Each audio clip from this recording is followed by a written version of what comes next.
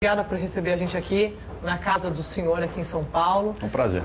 O senhor não mudou para Brasília, então? Tá ficando aqui, é vida meio parlamentar? Vou na segunda-feira de manhãzinha, às vezes na hora do almoço, e volto na sexta-feira na hora do almoço, sexta-feira à tarde. Como o Ministério tem um escritório aqui do IBAMA, até aqui perto, na Alameda Tietê, eu tenho aproveitado para, quando eu estou em São Paulo, despachar lá. Então faço os despachos, recebo pessoas, faço reuniões no IBAMA aqui em São Paulo e vou para Brasília. Na sexta-feira a mesma coisa. Só para explicar, a Alameda Tietê, porque a gente está na região dos Jardins aqui. O senhor sempre morou aqui nessa região? Como é que foi essa... Eu mudei para cá já faz uns 7 anos e é muito bom, porque aqui você faz muita coisa a pé, apesar de ter trânsito, as coisas são próximas, então você aqui quase não precisa de carro, né? Eu quero falar da trajetória política do senhor, mas queria primeiro pegar essa da vida acadêmica, porque eu acho interessante contar um pouco da história do senhor. Os pais do senhor são advogados, é isso? São. Os meus pais fizeram direito na São Francisco, eu fiz direito no Mackenzie, depois trabalhei sempre como advogado, fui morar em Portugal, morei lá um ano, trabalhei com... Durante a faculdade? Não, já depois da faculdade. Morei um ano em Portugal, nesse período fiz os cursos lá em Coimbra, em Lisboa, aliás, uma delícia morar em Portugal, um país espetacular. Voltei e continuei a minha trajetória da advocacia até em 2006. Em 2006, eu e um grupo de amigos resolvemos montar o Movimento em Direita Brasil. Nós entendíamos que faltavam duas coisas. Faltava um grupo que defendesse abertamente esses conceitos, ideias e pautas claramente liberais, sem nenhuma vergonha. Na economia. Na economia. O Movimento em Direita Brasil sempre se pautou essas questões de economia e segurança, tamanho do Estado. As pautas comportamentais nunca foram um tema específico nosso do Movimento em Direita Brasil, até porque no grupo há pessoas de diferentes pontos de vista. O senhor o senhor separou alguns... O ministro fez aqui um clipping pra gente do período do Em Direita Brasil. O senhor ainda participa de reunião, não? Não, agora não tenho mais tempo. Eu vi uma matéria aqui que eu queria puxar um outro assunto. Aqui, ó, meninos, do jornal Globo, governos são reféns de balcão de negócios. Isso aqui o ministro falou em 2014, ou seja, mais de 2014, um pouco antes da eleição. Quando eu era secretário. Quando o senhor era secretário do governo do Geraldo Alckmin aqui em São Paulo, já vou falar disso. Mas a gente está num momento em que o governo Bolsonaro está falando em nova política e a Câmara está dizendo que o governo está acusando o Congresso de fazer a tal da velha política, o toma lá da cá, ou como o senhor definiu em 2014, o balcão de negócios. Como vai aprovar o que o senhor disse, que é tão importante, de fato a nova Previdência, com esses ruídos na comunicação? O que está acontecendo? Como é que ajusta isso? Eu acho que a primeira coisa é o seguinte, o Congresso é de fundamental importância e a negociação política é inerente ao processo democrático. A participação dos deputados que apoiam as medidas do governo, com ou sem mudanças, ninguém é obrigado a aderir em 100% o que o governo propõe. Essa é uma visão equivocada e o governo não tem essa visão. Ao contrário, o presidente Jair Bolsonaro foi deputado por muitos anos, eu mesmo sou o primeiro suplente de deputado, fui candidato, valorizo muito o papel dos deputados, eles têm que participar e são bem-vindos para participar. Inclusive, foi a minha recente decisão, quando eu tirei os superintendentes do IBAMA, a primeira coisa que eu fiz foi perguntar para os deputados dos estados se eles tinham bons nomes para nos indicar. Não vejo problema nenhum em ter indicação. Indicações políticas. Não é indicação política, é uma indicação de gente da região. Quer dizer, quem conhece o seu próprio estado é o deputado. Ministro, vamos sentar aqui para falar agora do governo do Geraldo Alckmin, aqui em São Paulo. Queria que o senhor falasse como é que o senhor foi parar no governo de São Paulo. O senhor foi o assessor pessoal dele, tinha ali, né? Era secretário particular. Secretário particular é o nome. Como é que o senhor foi parar no governo Alckmin? 2012, final de 2012, o governador Geraldo Alckmin tinha um assessor, que é muito meu amigo dele também, que é o Frederico Dávila, hoje deputado estadual aqui em São Paulo pelo PSL. O Fred, como a gente chama, era assessor especial do governador. O doutor Geraldo tinha um outro secretário particular, que por acaso é meu amigo também, e que queria sair. Aí nós nos conhecíamos desde a campanha de 2010, o governador e eu. Ele me convidou, fui lá, conversamos. Virei secretário particular dele e fui secretário particular dele até o final de 2014. Então foi uma convivência... É um cargo de muita confiança. Muita. Foi uma grande escola, porque o governador Geraldo Alckmin é uma pessoa muito vamos dizer assim, muito estudiosa, muito criteriosa, e ele exige muito dos seus subordinados. Então foi um aprendizado muito grande. Pelo que o senhor contou aqui pra gente, o senhor já tinha vislumbrado um cenário de 2018 e em 2006, já vinha falando sobre essa nova direita, discurso que a gente vê nas redes sociais hoje todos os dias, né, ministro? O que aconteceu, na opinião do senhor, em 2018, que não deu ao Geraldo Alckmin, do PSDB, que o PSDB ocupava um certo espaço dessa direita no Brasil, e que levou a esse tsunami do Jair Bolsonaro?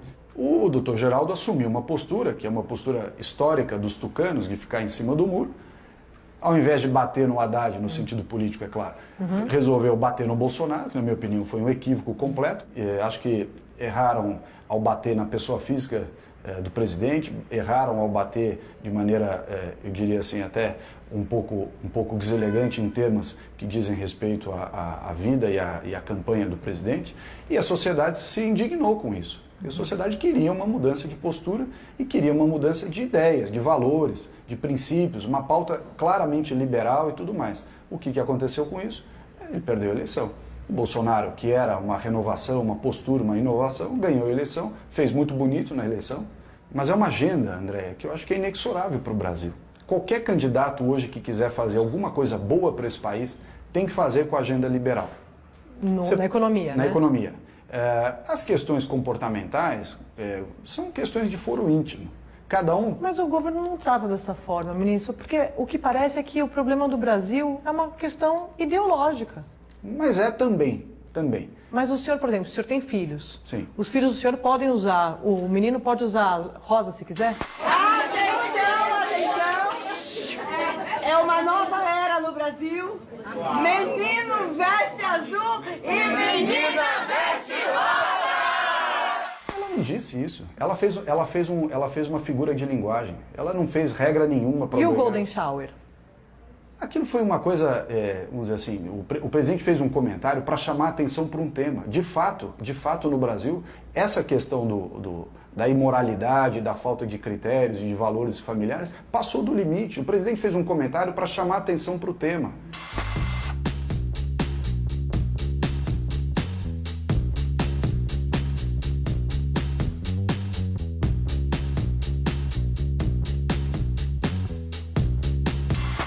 Eu acho assim, a pessoa... Mas de esse novo, é o papel do presidente da República? Pode não ser necessariamente um papel, mas é o perfil dele. Ele foi eleito sendo uma pessoa que chama atenção de maneira contundente, polêmica, para os temas que ele acha que são relevantes. Foi isso que o elegeu.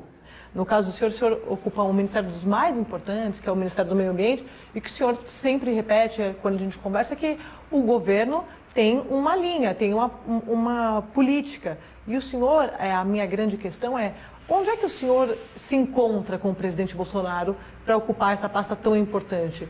É na ideologia? É na política? É em tudo? Tudo vocês pensam de forma parecida, igual? Nós pensamos muito parecido em muita coisa. O presidente Jair Bolsonaro, o que aconteceu? Só para lembrar, ele deixou, ao longo dos ministérios que foram sendo escolhidos, ele deixou alguns para o final, pela dificuldade de encontrar nomes que tivessem com ele afinidade política, pessoal, etc. Eu tive com ele em Brasília 2 vezes. Já eleito, né? Ele já eleito, ele já estava instalado aquele escritório de transição ali no Centro Cultural do Brasil.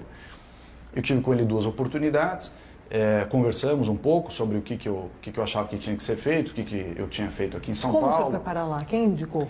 O que aconteceu? Estabeleceu-se uma equipe sob o comando do Evaristo Miranda, da Embrapa, para tratar dos temas agroambientais, ou seja, o tema da agricultura, temas de meio ambiente. E eu fui convidado para participar desse grupo, comecei a participar, e foi engraçado porque eu ia viajar com os meus filhos no final do ano, né? A gente já tinha uma viagem programada, então nós ficamos lá, eu fiquei lá no grupo de transição até um determinado dia, e disse, bom, agora eu vou voltar para São Paulo porque na terça-feira eu vou viajar com as crianças. No domingo, eu estou em São Paulo, viajando, na verdade, para um almoço no interior, toco o celular, o próprio, um número desconhecido, e ele sempre com a sua simpatia, o presidente é muito, muito simples e tudo, ele disse, alô, Ricardo, tudo bom? É o Jair. É o Jair. Aí perguntou, E aí, vai topar mesmo e tal, é encarar o desafio? Falei, presidente, se o senhor confiar em mim, sem dúvida, pode contar comigo. Ele falou, então, cuida bem do meio ambiente, com responsabilidade, menos discurso, mais ações. Falou assim. Professor, pode deixar. Meus amigos, eu estou aqui com o Frederico Dávila, nosso deputado estadual, liderança do agro, e o nosso presidente Naban Garcia, ministro, grande força de todo o setor, para dizer a vocês que nós teremos um momento de total sinergia da agricultura com o meio ambiente, respeito absoluto ao produtor rural, com todo o nosso apoio. E foi assim que nós demos andamento. Tem sido um trabalho muito bom. Porque... Tem algumas questões ali que eu queria abordar com o senhor. O senhor falou no comecinho do programa das multas do IBAMA, né?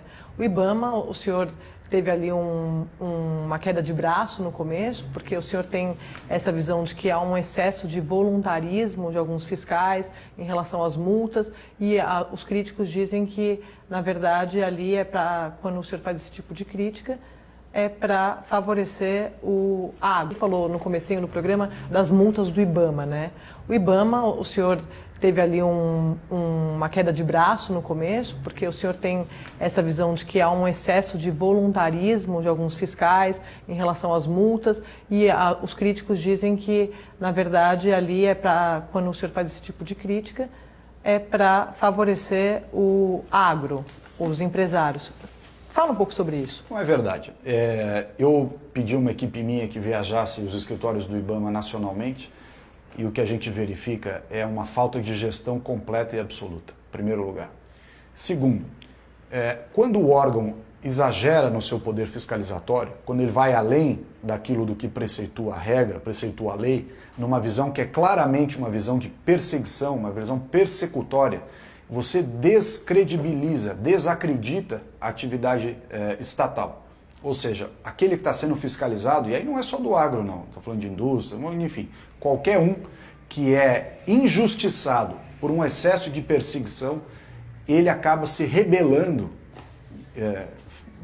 psicologicamente falando, né, contra a atitude estatal do tema de meio ambiente especificamente. Isso é muito ruim. É preciso, por exemplo, haver audiência de conciliação ambiental. Isso é um dos planos do Essa é uma novidade que está no decreto que altera a conversão de multas. A outra questão que nós também estamos mudando é o seguinte, criou-se uma norma, a antiga administração do IBAMA criou uma norma no decreto anterior que era um mercado cativo para a ONG. Então a pessoa podia confessar, ela tinha um desconto de 60%, e esses 40% eles são usados na chamada conversão indireta para uma ONG, só a ONG podia fazer. As ONGs podem concorrer, mas a concorrência tem que ser no mérito. Tem que ser uma concorrência de fato, e não mercado cativo. Isso não pode acontecer. O senhor falou das ONGs, me lembrou a decisão do senhor em janeiro de suspender os contratos ali por 90 dias das ONGs. Eu queria que o senhor falasse sobre isso. Qual é o próximo passo? O que vai acontecer? Esses contratos serão mantidos? Isso não é um preconceito contra ou generalizar todas as ONGs? Queria ouvir a opinião do senhor. O que nós fizemos? Foi um freio de arrumação. Aquilo que estava em curso e precisava continuar, nós deixamos continuar. Continuou, inclusive, não há nenhum relato de coisas que tenham sido interrompidas. Por outro lado, coisas novas, nós dissemos, aguarde, nós fazemos uma análise daquilo que está acontecendo, em diversas frentes. O que vai acontecer? Bons projetos vão continuar tendo andamento, e aqueles que são um bom discurso para tomar dinheiro público vão acabar. Deixa eu fazer uma outra pergunta. Eu quero falar da questão indígena. No começo do ano, o governo chegou a pensar num decreto ali para liberar, para explorar áreas indígenas, mas até agora isso não aconteceu. Houve um recuo? Olha, isso não é bem a minha área, né? O que eu acompanho é uma parte do Ministério de Minas e Energia, que é a parte mineral, Ministério da Agricultura, que é a parte de agricultura, e a parte dos índios estrito sensu é com a FUNAI, lá com a ministra Damares. Mas do que eu acompanho, o que a gente percebe? Há uma ideologização muito grande desse debate. Esse discurso que prevaleceu nos últimos 20 anos só serviu para encobertar atividades ilegais, manter os índios num atraso brutal. O órgão encarregado de fazer essa fiscalização, que é a FUNAI, não tem entregado políticas públicas satisfatórias, o que nos impõe necessariamente uma revisão do modelo. especialistas dizem que se essas áreas forem liberadas para explorar, vai aumentar o desmatamento, por exemplo. Não é verdade. Mas qual é a opinião do Não é senhor? verdade. Acho que não é verdade. Qual é o argumento? Não, o argumento é simples. Essas áreas indígenas que eles querem manter intactas já não estão intactas. Já há supressão de madeira. Como protege o índio, ministro? O índio é uma questão... Em relação ao meio ambiente. Tem que diferenciar meio ambiente da questão cultural, da questão cultural do índio, da saúde do índio, da integridade do índio. São coisas diferentes. Da tradição do índio também. Tradição, etc. Misturar esses assuntos me parece um grande equívoco. Do indígena. Do indígena, né? Então, me parece um grande equívoco. A questão ambiental, ela pode conviver, aliás deve, na minha opinião, conviver com essa gestão das áreas indígenas. As populações indígenas querem, os índios querem de alguma forma ter uma participação melhor nesse crescimento do Brasil, até para manter as suas tradições. Mas o senhor falou dos indígenas, eu lembrei de uma crítica recente, depois o senhor foi lá até tirou uma foto com eles, foi... Os parecis. Qual foi o outro ministro que foi com o senhor ali? Eu e a Tereza Cristina. A ministra Tereza, que é a ministra da Agricultura. O senhor ficou incomodado com essa crítica de que o senhor nunca tinha ido à Amazônia como ministro do Meio Ambiente? Não, de jeito nenhum. Eu, ao contrário, acho que, primeiro é verdade, eu nunca tinha ido. Mas então, isso não prejudica ali a visão do senhor como ministro do Meio Ambiente? Não, porque, primeiro nós temos quadros técnicos que têm informações que trazem, as políticas públicas não são tomadas pelo ministro. Não é o ministro que acorda e diz, a política é isso, a política é aquilo. Tem que ouvir, tem que ir lá em loco, tem que visitar os lugares. É isso que eu estou fazendo. O Brasil é um país grande, então a gente demora um pouco para ir em tudo. Mas eu já estou com uma agenda bem delineada para ir nos lugares, nas unidades de conservação.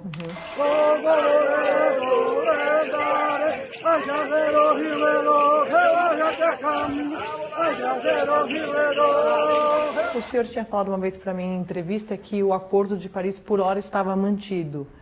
Por hora, a curto prazo, médio prazo? O por hora é... Nós estamos no Acordo de Paris. Ponto. Até quando?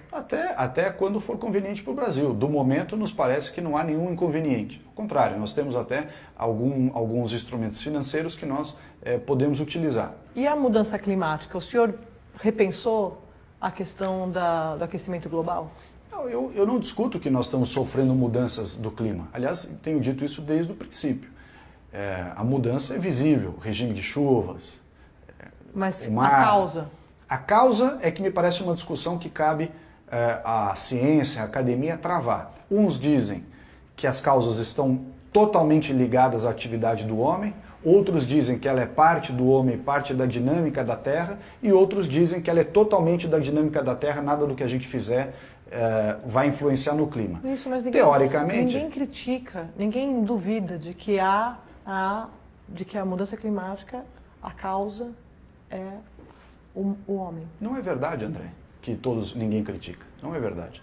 Basta você ver a análise da temperatura da Terra, como ela oscila nos últimos centenas de milhares de anos. Então dizer que só o homem faz a mudança da Terra me parece um critério, no mínimo, tendencioso para justificar essa quantidade enorme de seminários, consultorias, verbas governamentais para fazer estudos. E eu respondo pelo governo na área do meio ambiente.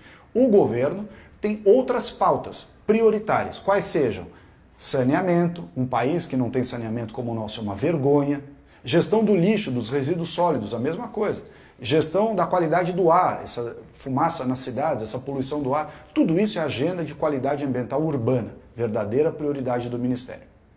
Ministro, para encerrar aqui, porque eu já estou explorando o ministro, o senhor não tem problema em falar sobre a questão do Ministério Público, aquela ação que o condenou, o senhor virou réu naquela ação. Queria que o senhor falasse um pouco sobre isso. O senhor acha que isso não vai contra essa linha do governo de que tem que todo mundo ser ficha limpa, enfim. Queria que o senhor falasse sobre isso. Eu sou ficha limpa. A lei da ficha limpa diz que você só deixa de ser ficha limpa se você for condenado em segunda instância. Tudo bem. Mas... Então, é lei. Quer dizer, a gente não pode ter um país em que quando convém você segue a lei, aí quando não convém você critica dizendo, não, embora tenha a lei, eu tenho uma opinião diferente.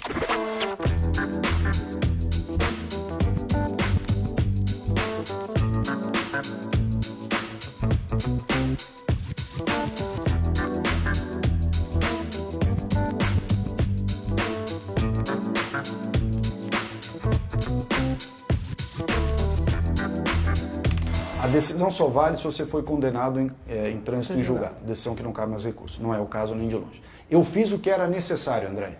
O problema é que esse assunto de meio ambiente virou um grande embate.